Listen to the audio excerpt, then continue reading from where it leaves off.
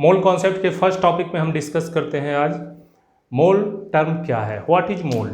अगर हम मोल टर्म से स्टार्ट करते हैं कि मोल क्या है, इसके बारे में कैसे हम जानते हैं और क्या इंपॉर्टेंस है इसका नीट के पॉइंट ऑफ व्यू से। तो इन द केस नीट के पॉइंट ऑफ व्यू से अगर मैं देखता हूँ इस चैप्टर को, तो मोल टर्म से डायरेक्ट एक क्वेश्चन आने का चांस होता है, या फिर IIT JEE के पॉइंट ऑफ व्यू से देख रहे हैं तो एक क्वेश्चन। अगर यहीं पर कोई स्टूडेंट बोर्ड का बैठ के इससे देख रहा है तो वहाँ से भी यहाँ इसका एक क्वेश्चन होता है। ये टर्म हर चैप्टर में डायरेक्ट यूज होता है। अगर कोई क्वेश्चन वहाँ सॉल्व करना है तो इनडायरेक्टली इसके यूज से दिया रहेगा। जैसे वहाँ पर किसी चीज़ के वेट के बारे में बात किया और वहाँ पर वेट ना दे के मोल दे दिया है, तो मोल के रिलेशन से आप वेट वहाँ से फाइंड कर लेते हैं और इसे सॉल्व करते हैं। सबसे पहले हम ये देखते हैं कि मोल है क्या। क्या है मोल? अगर हम देखते हैं तो बहुत ही बेसिक चीज़ है। ये बेसिक फंडामेंटल यूनिट ही है किसका? किसी भी एटम को फाइंड करने के लिए। कितना एटम, जैसे ये मार्कर मेरे पास है, मार्कर के अंदर एटम्स के कितने कंटेंट प्रेजेंट है, इस चीज़ का मेजरमेंट जो बताएगा हमें, वो क्या बताएगा? मोल बताएगा। जैसे हम मार्केट में गए, 1 दर्जन मैंगो अगर वहाँ से बोले 1 दर्जन मैंगो, तो वो हमें क्या देगा? 12 नंबर में मैंगो दे देगा। उसका वेट वो कितना भी हो, यहाँ पर 1 दर्जन आप बनाना बोले तो वो 12 दे दिया, तो ये नंबर है। सेम इसी तरह से दर्जन जैसे एक यूनिट है, सेम उसी तरह से मोल भी एक यूनिट है, और मोल फंडामेंटल यूनिट्स में आएगा। फंडामेंटल्स मतलब जो किसी और से डिराइव्ड होके ना बनी हो। तो इसमें इसकी वैल्यू जो फाइंड किया था, या मोल टर्म सबसे पहले किस साइंटिस्ट ने दिया था, ये कुछ इसकी हिस्टोरिकल फैक्ट जान लेते हैं। बेसिकली अगर हम मोल टर्म को देखें तो इसको जो टर्म दिया था वो ओस्ट वाल्ड साइंटिस्ट थे, इन्होंने ये टर्म दिया था। और इसकी वैल्यू जो फाइंड किया था वो अवेगैड्रो साइंटिस्ट थे, इन्होंने इसकी वैल्यू फाइंड किया था।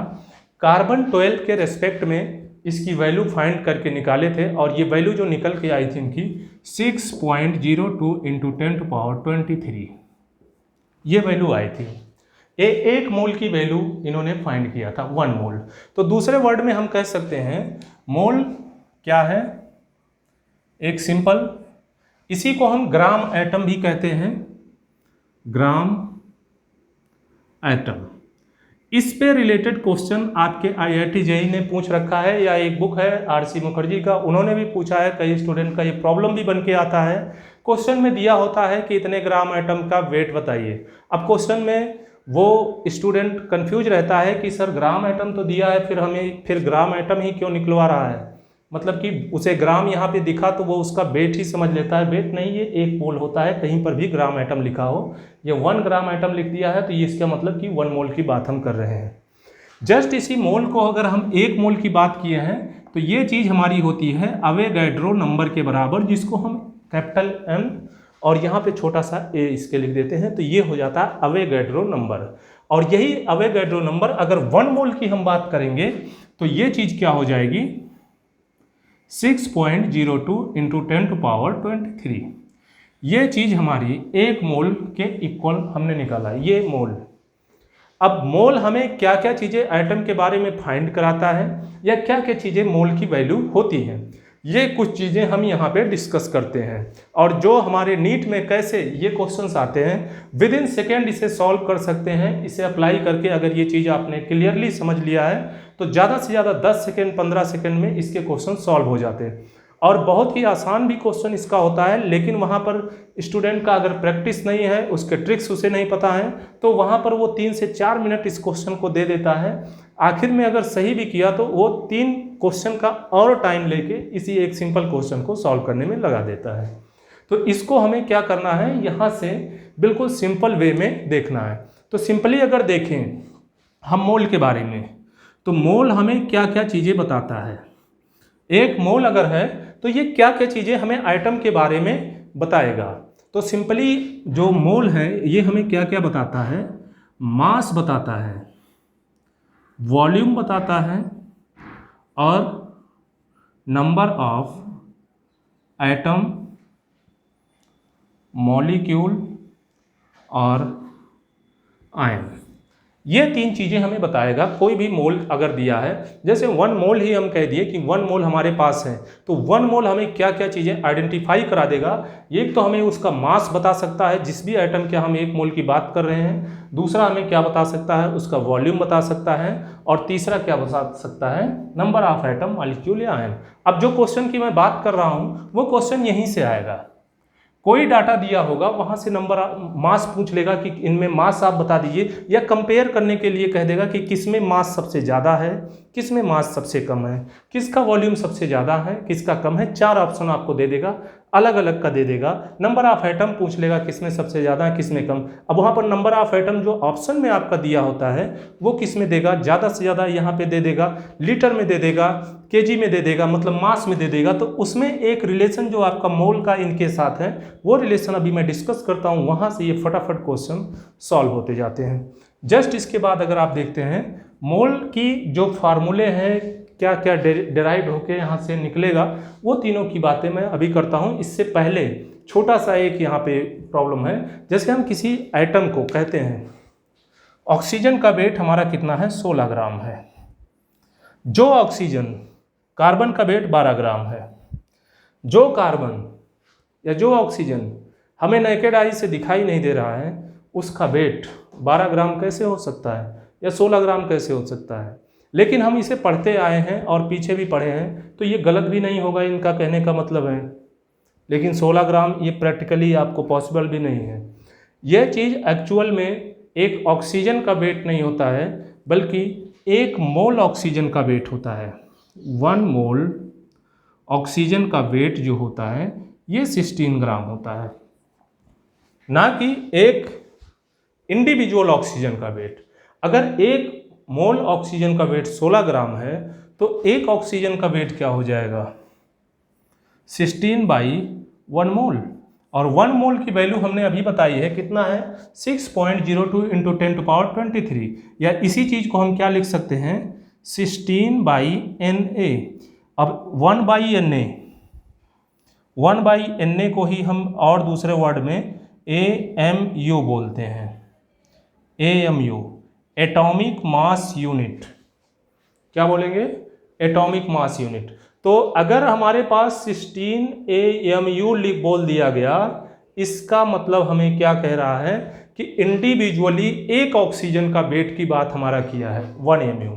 अगर यहीं पर हमें कह रहा है 16 ग्राम, मतलब कि वो 1 मोल ऑक्सीजन के वेट की बात कर रहा है 16 ग्राम, या मॉलिक्यूलर वेट की बात कर रहे हैं 16 ग्राम।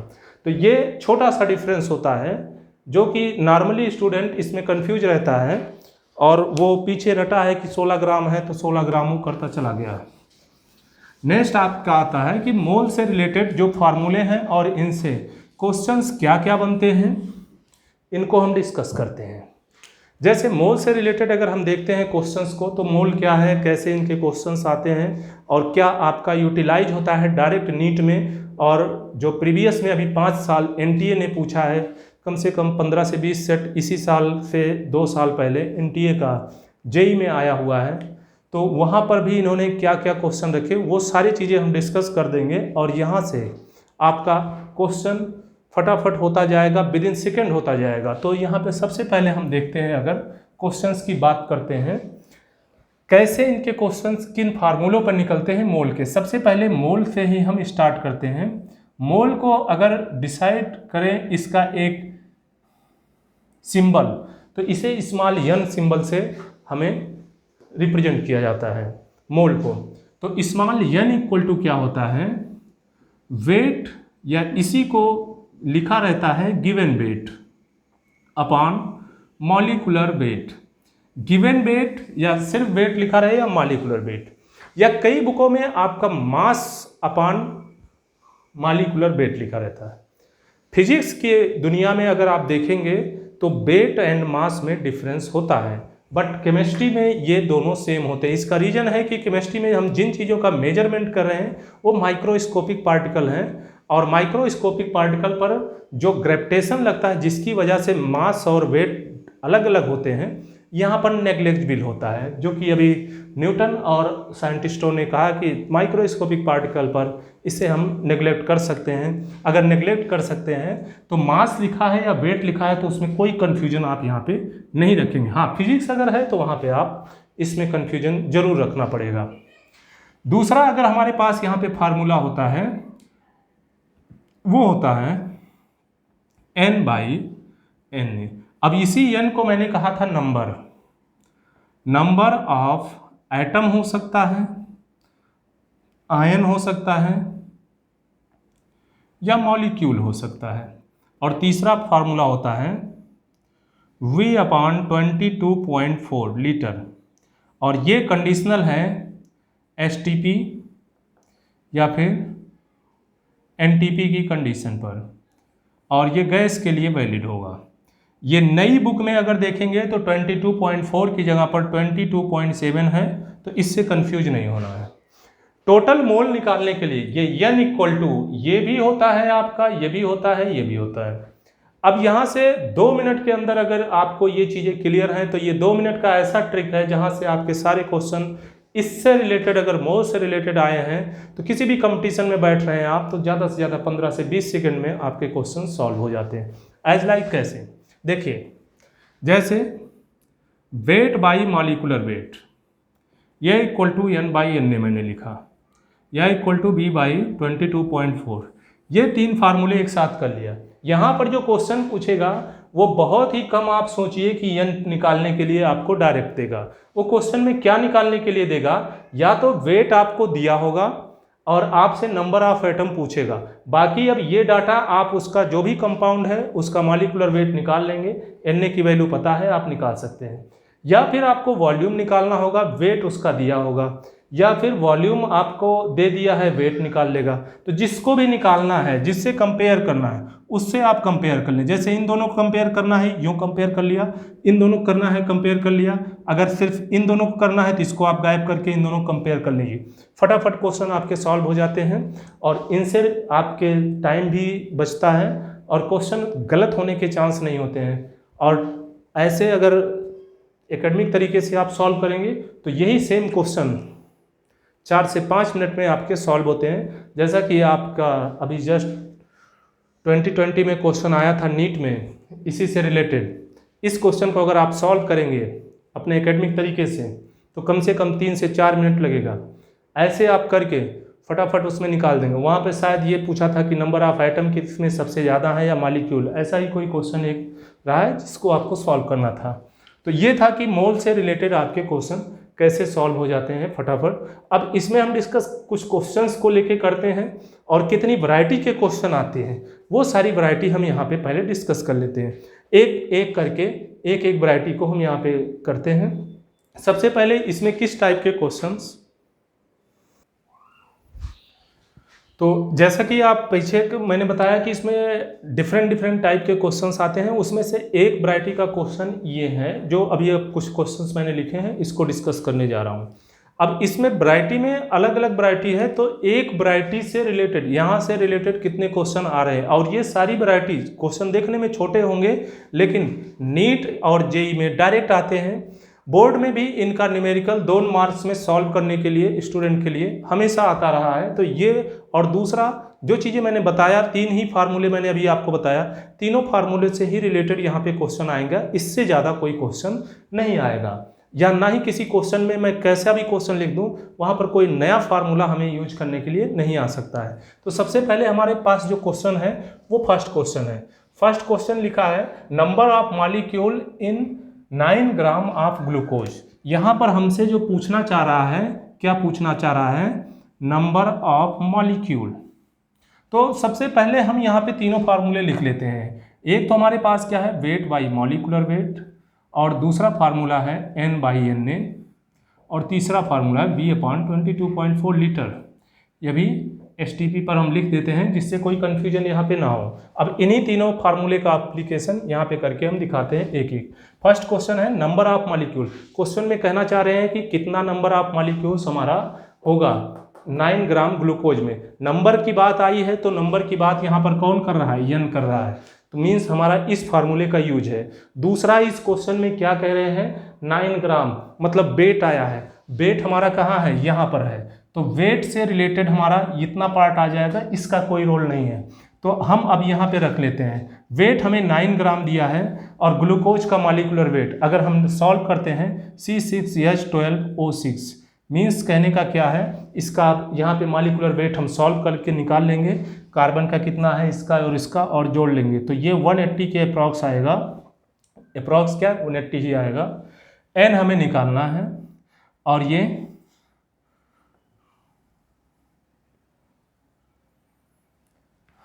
6.02 इंटू 10⁻23, इसको हम सॉल्व कर लेते हैं। n इक्वल टू ये आपका 1/20 आ जाएगा, तो 6.02 इंटू 10⁻23 डिवाइडेड बाई 20। अब इसको सॉल्व कर लेंगे तो ये आ जाएगा 3.01 इंटू 10⁻22। यहाँ पर 20 है तो एक इसका पावर कम हो जाएगा। सिंपल है। कितना टाइम लगा इस क्वेश्चन के सॉल्व करने में, 10 से 15 सेकेंड। हमें सबसे पहले क्या देखना था, वेट दिया है तो यहाँ पर इस फार्मूले में इसके रिलेशन में वेट कहाँ है। दूसरा चीज़ हमें क्या पूछ रहा है, एन पूछ रहा है, ये चीज़ हमें पूछ रहा है, बस इसी पर हमें फोकस करना है और विद इन सेकेंड हमारे क्वेश्चन सॉल्व हो जाते हैं। ये इसका सॉल्व हो गया। दूसरे क्वेश्चन की हम अगर बात करते हैं, दूसरे क्वेश्चन में क्या दिया है, वेट ऑफ 0.2 ग्राम एटम। अब यही क्वेश्चन जो मैंने डिस्कस करते समय बताया था, weight of 0.2 gram atom calcium. यहाँ पर स्टूडेंट कंफ्यूज रहता है कि वेट ऑफ, वेट ही हमें बताना है और ये 0.25 ग्राम एटम दिया है कैल्शियम का, तो यहाँ से वेट हमें बताना जो है, मीन्स हमारे पास क्या आ गया, एक फार्मूला ये आ गया। दूसरा हमसे कह रहा है 0.2 ग्राम एटम, ग्राम एटम जरूर दिया बट हमने ग्राम एटम को किसकी इक्वल बताया था, मोल के, तो ये चीज़ हमें दिया है मोल, और ये तीनों फार्मूले हमारे किसके बराबर हैं, एन के, मतलब ये चीज़ हमें दिया है। मीन्स कहने का इस क्वेश्चन में हमें क्या करना है कि 0.25 इक्वल टू वेट हमें बताना है, कैल्शियम का मॉलिक्यूलर वेट हमें पता है 40। विद इन सेकेंड, आप 10 सेकेंड भी नहीं लगेगा कि वेट आप इसका बता सकते हैं। इसे सॉल्व कर लेंगे, 0.25 इंटू 40, यही आंसर होगा। जस्ट आपका नेक्स्ट क्वेश्चन है, weight of 1 molecule of nitrogen. Means यहाँ पर कहना चाह रहा है एक मॉलिक्यूल नाइट्रोजन का वेट कितना होगा, ये चीज़ हमसे पूछ रहा है।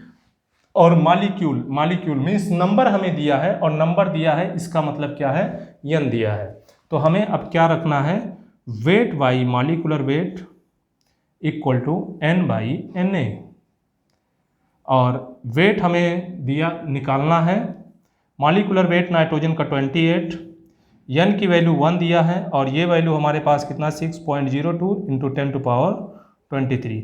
अब यहाँ से हमारा वेट आ जाएगा, इसको आप सॉल्व कर लेंगे, विद इन सेकेंड आपका यहाँ से भी आ जाएगा। जस्ट अगर हम देखते हैं next question, volume of 1.4 gram of nitrogen gas. Means यहाँ पे बताना चाह रहा है, पूछना चाह रहा है वॉल्यूम, वी यहाँ पर है, गैस की बात किया है तो गैस के लिए ये फॉलो होता है। यहाँ पर आगे एनटीपी भी करना पड़ेगा, एनटीपी या एसटीपी, तभी ये फॉलो होगा। तो V/22.4 इक्वल टू 1.4 ग्राम, तो 1.4 ग्राम, और नाइट्रोजन गैसियस फेज में कैसा होता है, मॉलिक्यूल के फॉर्म में होता है, मतलब N2 के फॉर्म में होता है, तो उसका मॉलिक्यूलर वेट कितना हो जाएगा 28। बस अब इसको सॉल्व कर लेंगे, V इक्वल टू 1.484 इंटू 22.4/28, ये हमारा सॉल्व होके आ जाएगा क्या आंसर, V निकल जाएगा। इसको सॉल्व कर लेंगे, V हमारा सॉल्व हो जाता है। तो विद इन सेकेंड ये हमारे सॉल्व हो जा रहे हैं इनसे। आपका लास्ट क्वेश्चन जो है, volume of moles of CO2 with contain, यहाँ पर मोल्स CO2 के आपके कितने लेने पड़ेंगे, 8 ग्राम O2 के लिए। तो सीधा सीधा यहाँ पर इससे सॉल्व करना चाहे कर लें, अदरवाइज यहाँ पर यूनिटरी मेथड भी यूज कर सकते हैं आप। जैसे हमारे पास 32 ग्राम O2 से कितना बन रहा है, 1 मोल CO2 बन रहा है, तो 1 ग्राम O2 से कितना बनेगा 1/32 मोल ऑफ CO2। तो 8 ग्राम हमें दिया है, तो 8 ग्राम से कितना बन जाएगा 8/32 मोल ऑफ CO2। इसे सॉल्व कर लेंगे, 4 आएगा, मीन्स की 0.25 मोल ऑफ CO2। हमारा आंसर ये आ जाएगा। तो ऐसे क्वेश्चन यहाँ से मोल से रिलेटेड हमारे आते हैं जो कि विद इन सेकेंड सॉल्व हो जाते हैं। ये तो फर्स्ट वैरायटी है। अब यहाँ पे ट्विस्ट क्या क्या आता है वो चीज़ भी मैं आपका यहाँ पे डिस्कस करता हूँ। कुछ क्वेश्चंस की वैरायटी और यहाँ पे है, जैसे कि फर्स्ट क्वेश्चन मैंने लिखा है 1 centimetre cube of an ideal gas at STP। इसमें हमें जो फाइंड करना है नंबर ऑफ मॉलिक्यूल। तीनों क्वेश्चन में ही हमें क्या बताने हैं, नंबर ऑफ मॉलिक्यूल फाइंड करने हैं। मतलब कहने का n हमें फाइंड करना है। मीन्स हमारे पास जो n/Na वाला फार्मूला था n इसको हमें फाइंड करना है इन तीनों क्वेश्चंस में। देखिए तीनों ही क्वेश्चन में कुछ ना कुछ ट्विस्ट है। डायरेक्ट अगर ये क्वेश्चन नहीं आएगा, जैसे पहला क्वेश्चन है 1 सेंटीमीटर क्यूब दिया है। अगर हमें आइडियल गैस STP पर बात कर रहा है तो यहाँ पर जो भी चीज़ें हम लिखते हैं या तो लीटर में लिखते हैं या ml में लिखते हैं, और यहाँ पे हमें कितना दिया है सेंटीमीटर क्यूब में। तो 1 सेंटीमीटर क्यूब को जैसे इस चैप्टर का स्टार्ट करते हैं हम यूनिट बताते हैं कि क्या क्या यूनिट होती है, वहीं पर ये चीज़ें हैं कि सेंटीमीटर क्यूब 10⁻³ लीटर के बराबर होगा। तो ये चीज़ अब आपका क्या हो जाएगा, यहाँ पर वॉल्यूम बताना है तो V/22.4 और यहाँ पर नंबर ऑफ मॉलिक्यूल्स हमें बताने हैं तो n/Na। मीन्स कहने का है कि V हमारा कितना हो जाएगा 10⁻³ लीटर, और ये डिवाइडेड बाई 22.4 इंटू Na की वैल्यू 6.02 इंटू 10⁻23, और ये हो जाएगा किसके n के बराबर। तो फर्स्ट क्वेश्चन का आंसर यहाँ से आपका सॉल्व हो जाएगा। सेकेंड क्वेश्चन में जैसे हमें यहाँ पे नंबर ऑफ मॉलिक्यूल बताना है 1 लीटर वाटर। तो 1 लीटर वाटर में अगर हम देखते हैं तो 1 लीटर वाटर में थोड़ी सी प्रॉब्लम हमारे पास आ जाती है। क्या नंबर्स यहाँ भी बताने हमें मॉलिक्यूल। स्टूडेंट क्या करता है, सर वॉल्यूम तो दिया है 1 लीटर, V/22.4 लीटर लगा दिया इक्वल टू n/Na, और इस फार्मूले को सॉल्व कर दिया। V की जगह पर 1 रख दिया, लीटर दिया ही है, आपका आ गया। और इससे रिलेटेड एक क्वेश्चन आपके नीट में आ गया। अगर ऐसा आपने गलती किया है तो सीधा सीधा क्लीन बोल्ड आप हो जाएंगे, क्वेश्चन आपका गलत हो जाएगा और पहला ऑप्शन हो सकता है इससे रिलेटेड वो दे दे। देखिए 1 लीटर वाटर दिया, हमने ये फार्मूला तभी अप्लाई करने के लिए आपको बताया जब कंडीशन कैसी हो, STP की हो या फिर कैसी हो, NTP की हो, और ये गैस में हो। लीटर है, वाटर है, वाटर आपके तीनों फेज में होता है। ये भी आप क्वेश्चन कर सकते हैं सर सॉलिड लिक्विड गैस, लेकिन अगर वाटर के बारे में कुछ बताया नहीं गया है तो उसे आप लिक्विड मान के ही सॉल्व करते हैं, चाहे वो गैस में हो चाहे सॉलिड में हो। तो यहाँ पर कुछ नहीं कहा है तो इसका मतलब इसे हम क्या मानेंगे, लिक्विड। तो लिक्विड के लिए अब यहाँ पर थोड़े से फॉर्मेट को हम ट्विस्ट हो जाता है और चेंज होता है। देखिए 1 लीटर वाटर है, 1 लीटर वाटर, या इसी को हम कह सकते हैं 1000 ml। हमें डेंसिटी का एक फार्मूला पता होता है, density equal to mass upon volume. Volume हमें दिया है, वाटर की डेंसिटी 0.997 होती है, या इसी को इक्वली 1 मानते हैं। तो यहाँ से हम मास निकाल सकते हैं 1 इंटू 1000, ये हो जाएगा कितना 1000 ग्राम। अगर हमें वेट यहाँ से पता चल गया तब हमारे पास अब ये फार्मूला नहीं रहा। Weight by molecular weight equal to n/Na। Weight हमारे पास 1000 ग्राम है, मॉलिकुलर वेट वाटर का 18 होता है, Na आपका इधर आ जाएगा तो ये 6.02 इंटू 10⁻23 इक्वल टू n। ये चीज़ आपका विद इन सेकेंड सॉल्व हो जाएगा, लेकिन गलत होने का इस क्वेश्चन में चांस ये होता है और इससे रिलेटेड फर्स्ट ऑप्शन भी देता है। आपने इसे लगाया, सॉल्व हो गया, आंसर आ गया, आप खुश हैं, बाहर निकले, फिर वहाँ पर लगता है कि गलत हो गया, ओ माय गॉड आप करके बैठ जाते हैं। 1 साल आपको पीछे ये क्वेश्चन फेंक देता है। जस्ट इसके बाद हमारे पास है नेक्स्ट क्वेश्चन। नेक्स्ट क्वेश्चन में भी ऐसे ही छोटा सा ट्विस्ट है, इसको आप देखते हैं। 250 ml of ammonia at 273 kelvin and 2 atm pressure यहाँ पे दिया है, और इसके भी नंबर ऑफ मॉलिक्यूल्स बताने हैं।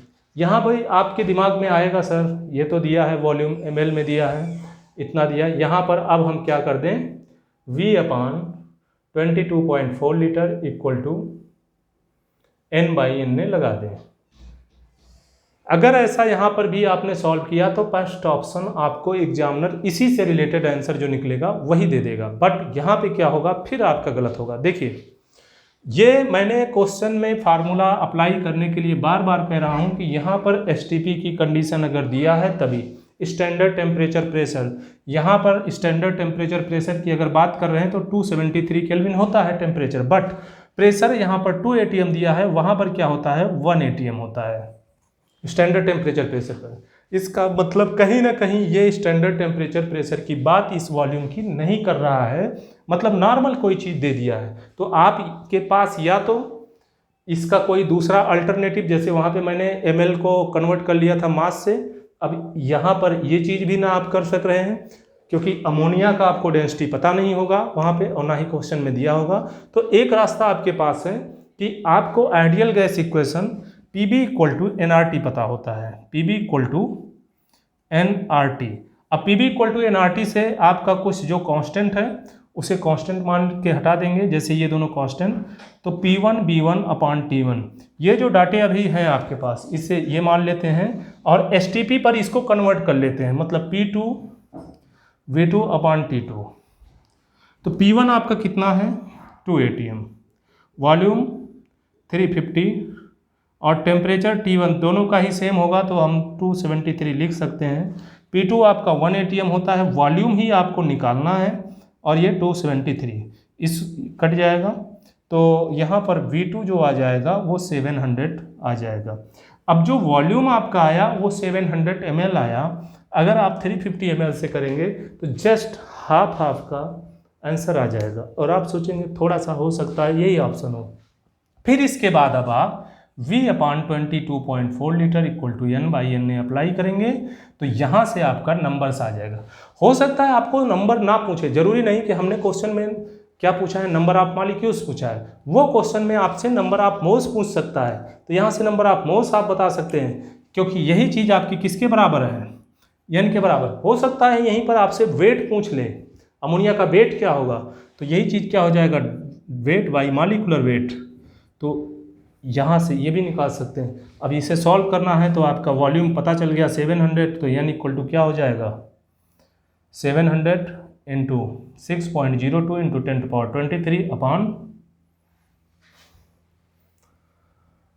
10⁻23/22.4 लीटर। तो इस तरह से हम इसे सॉल्व कर लेते हैं। ये तो आपका दूसरा वैरायटी का क्वेश्चन है जहाँ पे क्वेश्चन को देखने में लगता है कि ये इससे सॉल्व हो जाएगा, लेकिन क्वेश्चन इससे ना सॉल्व होके और नेक्स्ट वैरायटी पर चला जाता है कि इस तरह से हमारा सॉल्व होगा। तो ये कुछ बहुत ही बेसिक चीज़ें हैं जहाँ से आपके क्वेश्चन ट्विस्ट होते हैं। अभी जो 3 फार्मूले बताएं, इन्हीं तीनों फार्मूले से ही रिलेटेड 3 से 4 वैरायटी के क्वेश्चन और हमारे आते हैं, उनको भी हम डिस्कस करते हैं। नेक्स्ट वीडियो में आपका डिस्कस रहेगा पार्ट 2 में, तो वहाँ पे इसी से रिलेटेड और ये सारे क्वेश्चन आप देखेंगे सॉल्व करके। प्रीवियस ईयर में 10 साल का प्रीवियस ईयर उठाइएगा, ये सारे के सारे क्वेश्चन आपको एक तरफ से मिलेंगे, सेम टू सेम नहीं, इसी वैरायटी पे ये सारे क्वेश्चन रहेंगे। ओके।